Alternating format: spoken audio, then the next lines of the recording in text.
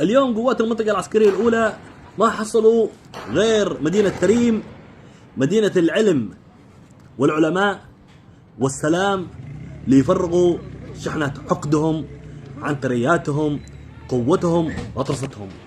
اليوم قوات المنطقة العسكرية الأولى اللي عملته في تريم صراحة والله إنه عار علينا كلنا في حضرموت.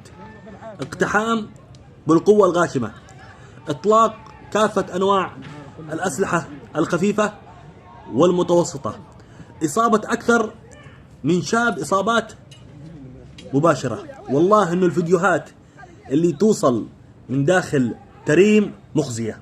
طيب يا جماعة، مدام معكم هذه القوة كلها، روحوا اضبطوا تجار المخدرات، روحوا وقفوا اللي يقتلوا أبنائنا كل يوم تقريبا في الوادي.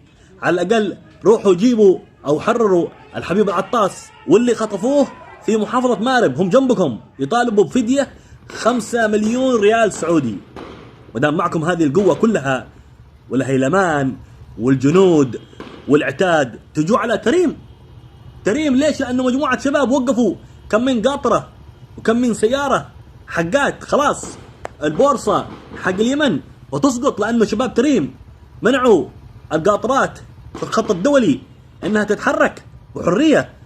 لبوا مطالب الشباب، جيبوا اللي قتل الشهيد محمد سعيد يادين. إذا أنتم فعلا تريدوا حل لهذه الأزمة، بدل ما تصبوا الزيت على النار وتجروا تريم وحضرموت كلها للصراع والفوضى.